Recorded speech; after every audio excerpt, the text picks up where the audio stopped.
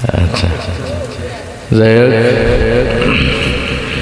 আপনাদের যে প্রধান আকর্ষণ আরেকজন বিনোদন বন্ধু এবং বিশিষ্ট ইসলামী নাশিদ শিল্পী এবং তরুণ বক্তা জয়নুল আবেদিন জিহাদি সাহেব, উনি অলরেডি মঞ্চে চলে আসছেন। ওনারে আল্লাহ তাআলা যেমন এলেম দিয়েছেন, তেমন প্রতিভা দিয়েছেন, তেমন সুরও দিয়েছেন। তার আলোচনা শুনলে আপনাদের শীত টিট সব দূর হয়ে যাবে। আর আমি মূলত আলোচনা জগতের লোক না, তো আমি 2-4 মিনিট কথা বললে আপনাকে আরো শীত বেশি লাগে। এক একজন উঠে কম্বলের নিচে দৌড় দিবেন। এই কারণে আমি ওই রকম আলোচনাও করবো না, আর বিনোদনও দিব না, যে বিনোদন দেওয়ার মঞ্চ না। কারণ সব মঞ্চে কি সব কিছু চলে? এটা কোরআন হাদিসের মঞ্চ। কোরআন হাদিসের মঞ্চে আমি বিনোদন দিই না কোনো সময়। যে মঞ্চে বয়ান হয়, ওলামায়ে কেরাম আসেন, ওই মঞ্চে আমি বিনোদনমূলক কোনো পারফরমেন্স করি না। বিনোদন দিতে হলে সাংস্কৃতিক অনুষ্ঠানের আয়োজন করতে হবে। সেই সাংস্কৃতিক অনুষ্ঠানে দাওয়াত দিবেন, সেখানে এসে বিনোদন দেওয়া যায়। এটা তো হেদায়েতের মঞ্চ, আমলের মঞ্চ। যুগ যুগ ধরে ওলামায়ে কেরাম এই মঞ্চে উম্মতের হেদায়েতের জন্য চোখের পানি ফেলছেন, ঠিক না?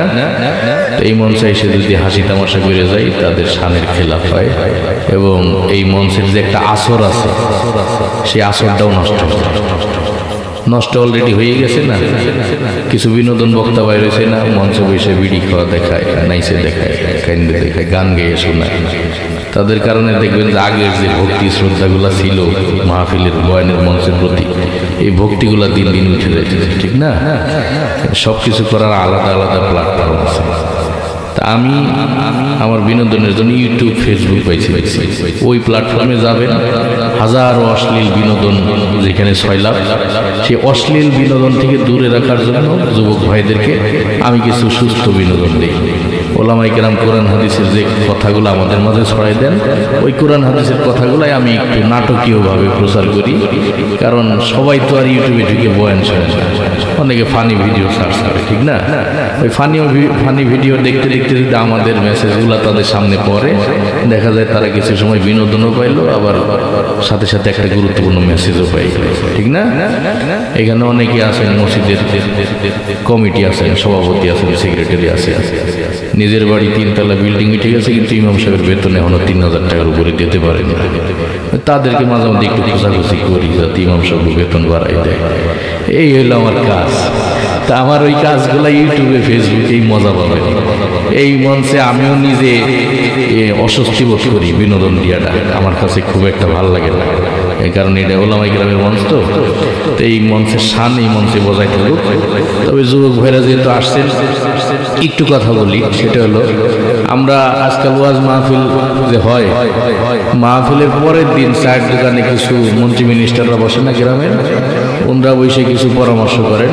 তাই মাহফিলের পরের দিন মানে সার্বিক বিষয় তো এখানে আলোচনা হয়। ওইখানে চায়ের দোকানের সংসদ থেকেই কিন্তু দেশে কোনটা করলে ভালো হয়, কোনটা না করলে ভালো হয়, সব বিষয়ে আলোচনা ওইখানেই, সংসদের সাহিত্য ওইখানেই বেশি আলোচনা হয়।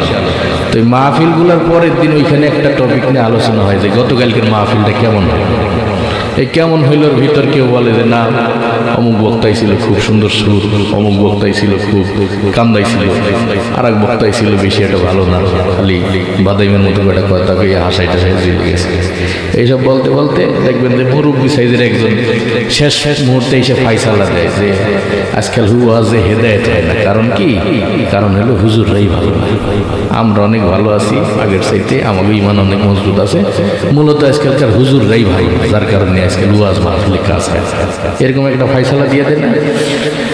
তো তাদের উদ্দেশ্যে কিছু কথা বলা, কারণ আমিও তো শ্রোতা লেভেলের মানুষ। নিজেদের আত্মসমালোচনা করলে দেখা যায় নিজেদের ভুলগুলা নিজেদের সামনে ফুটে ওঠে। তো ওয়াজ মাহফিলে ওলামায়ে কেরামের বয়ান আমাদের দিলে আসর না করার এবং তাসির না পড়ার কারণগুলোর মধ্যে অন্যতম একটা কারণ হলো আমাদের এই যে এই মন মানসিকতা, যে বিনোদন নেওয়ার জন্য আইসে, বয়ান শোনার জন্য আসে, এটা একটা। দ্বিতীয়ত হাদিস শরীফ আছে ইন্নামাল আমালু বিন্নিয়াত, যে যে নিয়তে বসে তার নিয়তটা ওইরকম খালেস ভাবে পূরণ হয়। কিন্তু যেদিন এলান হয়েছে এই এলাকায় যে 8 জানুয়ারি গাঙ্গার দক্ষিণপাড়া যুব সমাজ ও প্রবাসীদের উদ্যোগে ওয়াজ মাহফিল। ওই দিনই দেখবেন এলাকার আশপাশের কিছু মুরব্বী তার বিয়ে যে শীতের পিঠের দাওয়াত দিয়ে দিছে, ঠিক না? ফোন করে কয়ে দিছে বিয়ে অমুক তারিখ আমাদের এলাকায় মাহফিল, আপনি আপনার বউ 14 গোষ্ঠী সহ চলে আসবেন, ওই দিন শীতের পিঠে খাওয়া। দেখা যায় নিয়তে আইসে যে শীতের পিঠে খাওয়ার নিয়তে, ওই শীতের পিঠের হক ঠিকই 100 আদায় হইতেছে, মাহফিলের হক একটু আদায় হবে। কারণ আজকে সারাদিন গেছে ওই বাড়ির মহিলাদের এই আটা ময়দা সুজি নাড়াচাড়া করতে করতে। আর দুই বিয়েই আসরের পরে বাইর হয় যে চলেন মাহফিলে যাই। মাহফিলে আসতে আসতে চিন্তা করে যে আসরের পর তো ছোট হুজুর বয়ান করে, মাগরিবের পরে যাওয়া না, চলেন এখন একটু মেলা দিয়ে ঘুরি। মেলা দিয়ে ঘুরতে ঘুরতে পরে মাগরিবের পরে চিন্তা করে যে বড় বক্তারা তো ঈশার পরে আসে, চলেন আবার একটু যাই চার দোকানে যাই বসে দুইজন একটু বিড়ি সিগারেট খাই ঈশার পরে বসবে। ঈশার পরে আবার দুই বিয়ে পরামর্শ করে দেবে, আপনারও তো বাতের সমস্যা, আমারও তো কোল্ড অ্যালার্জি আছে, এত রাত জেগে শীতের ভিতর বয়ান শোনার দরকার নেই, চলেন যাই পিঠে গিয়ে শুয়ে পড়ি, সকালে ইউটিউবের থেকে শুনি বয়ান। এই নিয়ত করে, যার কারণে পিঠে খাওয়ার হকটা 100 আদায় হয়, কিন্তু বয়ান শোনার হক একটু আদায় হয়। এই কারণে মাহফিলের দিন সবচাইতে গুরুত্বপূর্ণ আমল এই মাহফিলের বয়ান শোনা, এর বাইরে অন্য কোনো আমলে গুরুত্ব দেওয়া যাবে না। জুমার দিনে যেমন সবচাইতে বড় আমল জুমার নামাজটা, জুমার দিনে শুক্রবারে অন্য কোন যত আমল আছে সব আমলের চাইতে গুরুত্বপূর্ণ এবং সবচেয়ে বড় আমল হলো জুমার নামাজ। কিন্তু আমাদের সমাজে হয় কি বাঙ্গির চেয়ে বেশি বড় হয়ে যায়। জুম্মার দিনে আমরা পোলামাইয়ার বিয়ে ঠিক করি, পোলামাইয়ার বিয়ে ঠিক করে পরে জুমার আধা ঘন্টা আগে যাই ইমাম সাহেবের যাই এলান করে দিই, ইমাম সাহেব আজকে বয়ানটা শর্টে মেরে 10 মিনিটে বয়ান শেষ করবেন, আর খুতবা পারলে একটাই পড়েন, দুইটা পড়ার দরকার নাই। আর নামাজ দরকার হয় সূরা নাস 2 ভাগ করে পড়বেন, যাতে বেশি লম্বা চলা না হয়। কারণ আজকে আমার মেয়ের বিয়ে, মেহমান অতিথি আসবে, তাদেরকে মেহমানদারি করাতে হবে, আজকে জুমা নামাজ বেশি লম্বা করা দরকার। তো জুমার দিনের সবচেয়ে বড় আমল কি ওনার মাইয়ের বিয়ে নাকি জুমার নামাজ? নিজের মাইয়ের বিয়ের আয়োজন বড় করতে যেয়ে জুমার নামাজকে অবহেলা করে ছোট করে দিল, ঠিক না?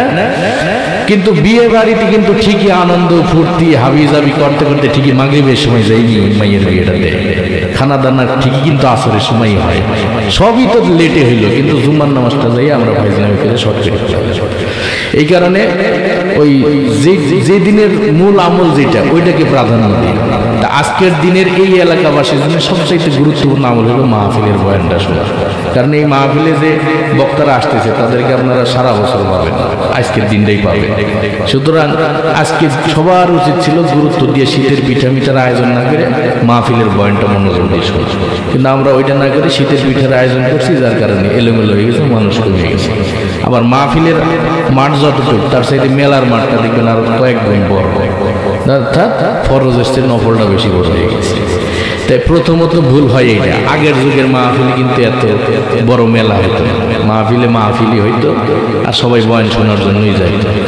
শীতের পিঠে যদি দাওয়াত দিতেই হয় বিয়ে মাহফিলের পরের দিন দাওয়াত দিতে বলবেন যে অমুক দিন মাহফিল, ওই দিন ওয়াজ শুনলেন, ওই দিন বাড়িতে কোনো রান্না বান্না হবে না, পরের দিন আমরা পিঠা বানাবো। তাইলে দেখবেন দুই বিয়ে আসরে করে পরামর্শ করবে যে বিয়ে আজকে তো বাড়ি গেলে খাওয়ান পাবো না, চলেন বয়ানই শুনে, বয়ান শুনে যাই কালকে